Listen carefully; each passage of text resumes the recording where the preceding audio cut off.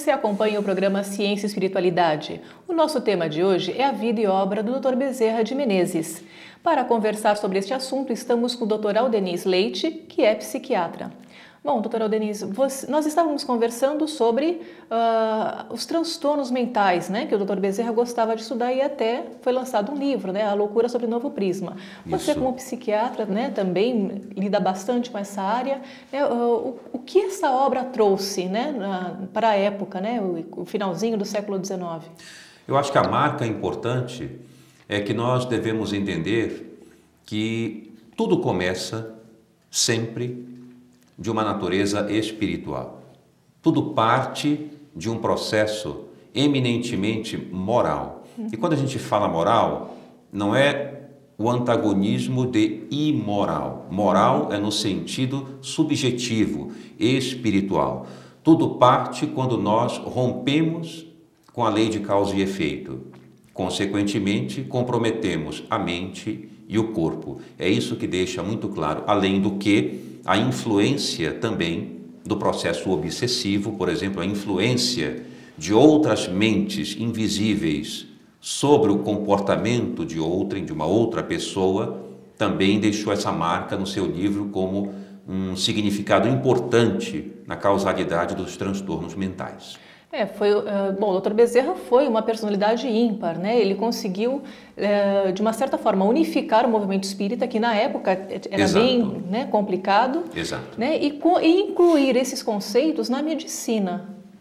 E isso que você comentou chama muita atenção, porque o Brasil ficou muito marcado pelo movimento espírita, bem posteriormente, mas ficou muito marcado. Começaram a surgir vários núcleos espíritas. O problema é que ninguém conseguia se entender muito bem. E não conseguia, não havia possibilidade de haver uma união entre todos, que era o grande desejo. Então ali estavam alguns núcleos que discutiam o espiritismo cientificamente. Lá adiante estavam alguns núcleos que davam vazão ao aspecto religioso e ninguém se compreendia. Então resolveram fundar uma instituição que pudesse aproximar. Foi quando surgiu a Federação Espírita Brasileira, da qual ele foi presidente posteriormente. Não no início, mas posteriormente assumiu a presidência. Certo. Isso já foi no finalzinho do século XIX, né? Isso já foi mais ou menos a partir de 1883, 86 aproximadamente. Mas ele foi presidente até quase próximo do seu desencarne. Já próximo de 1900. Certo. Bom, e ele é um grande médico espírita, né? Foi, eu acredito que um dos primeiros aqui no Brasil a ligar, né, a medicina e o espiritismo. A dedicação dele foi extrema, porque naquela época havia muita dissidência com relação à Federação Espírita Brasileira. Houve momentos em que ele ficou literalmente sozinho, porque as pessoas não conseguiam se entender, não conseguiam se comunicar adequadamente. Esse fato até aconteceu numa escola de médiuns que ele abriu, mas não tinha quórum, né? Não tinha Exatamente, alunos. as pessoas não participavam como deveria, porque o seu objetivo não era apenas estudar o espiritismo, mas, sobretudo, prestar serviço à caridade. Esse era o objetivo. E as pessoas, então, não conseguiam se juntar a ele efetivamente, porque havia um caráter muito científico, filosófico, teórico, e ele gostava muito de aplicar a prática, de servir. E ocorreram muitas dissensões em função disso. Ele escreveu também outros livros, né, aliando essa temática, espiritismo e medicina? Ou só ficou na área filosófica? Aquela época, o espiritismo tinha um conceito filosófico muito profundo. Ele mesmo, Dr. Bezerra, estudou a doutrina espírita como filosofia. Teve um livro, inclusive, sobre isso, a doutrina espírita como filosofia teogônica. Foi um livro que ele lançou. Ele mesmo estudou o aspecto filosófico. No aspecto científico, ele deu, sobretudo, vazão, estudou mais cuidadosamente a ligação espiritual, mas sempre focada em paralelo no atendimento aos pacientes portadores de transtornos mentais. E sempre aliado à caridade. À caridade, sem dúvida. Não ficou apenas no estudo de gabinete, colocou a mão na massa, como nós dizemos, e trabalhou profundamente pelas pessoas. Ele também, até esse interesse dele, né, pelos transtornos mentais, decorre de um filho dele que tinha um transtorno? Tinha. O filho dele padecia de um processo obsessivo, segundo consta na literatura. Ele teve um filho que padecia de um processo obsessivo e apresentava convulsões muito severas em decorrência disso.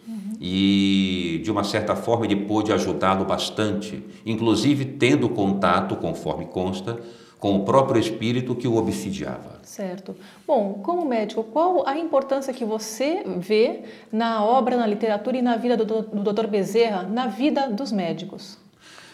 Dr. Bezerra de Menezes representa um exemplo para todos nós. Não somente pelo aspecto de trabalhar para os pobres sem cobrar, porque naturalmente todo profissional tem o direito de cobrar e de subsistir em decorrência da sua profissão.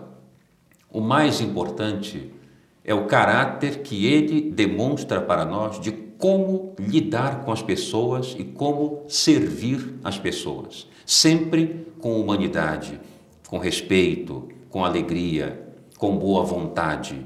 Essa é a marca do Dr. Bezerra de Menezes, independente da capacidade que ele tinha, intelectual, profissional e também de não cobrar, sobretudo a sua capacidade pessoal de lidar com as pessoas e de amar o próximo. Essa é a marca que ele deixou. Tá certo. Então, bom, doutor Aldenis, nosso programa chegou ao final. Eu agradeço muito, né? Você falou brilhantemente sobre a vida do Dr. Bezerra, né? Que, como você falou, ele tem uma marca assim pessoal ímpar, né? Na vida de todos os médicos. Bom, mais uma vez, muito obrigada. Eu que agradeço.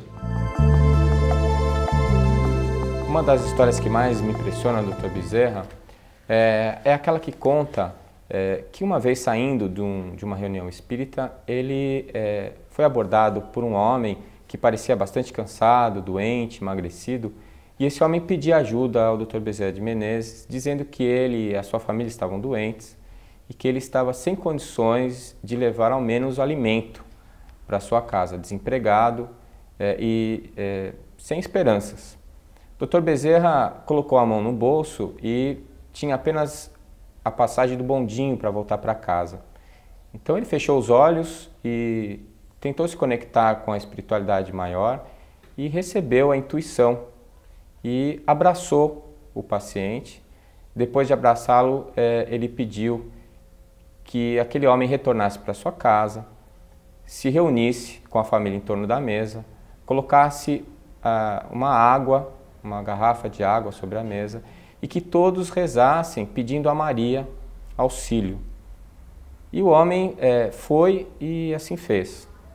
Um mês depois, o Dr. Bezerra encontra o mesmo homem, já feliz, né, bastante equilibrado, e ele vai e abraça o Dr. Bezerra, devolvendo o abraço terapêutico que ele havia recebido no primeiro encontro. E ele diz que fez aquilo que o Dr. Bezerra havia pedido e que todos tinham tomado a água, tinham se sentido alimentados com aquela água, que no dia seguinte ele acordara sem febre e na primeira tentativa conseguiu o emprego em que ele estava até aquele momento. Quando será que nós conseguiremos ser esse médico que foi o Dr. Bezerra de Menezes? Quando será que nós conseguiremos tratar as mazelas do homem com um abraço, com um olhar amoroso? Talvez nós consigamos fazer isso quando nós possamos entender o objetivo primordial da medicina, que é auxiliar ao próximo. E isso é que talvez esteja faltando nos nossos profissionais de saúde ainda hoje. Eu quero agradecer a você por ter estado conosco nesse programa e espero vê-lo também no nosso próximo Ciência e Espiritualidade. Até lá!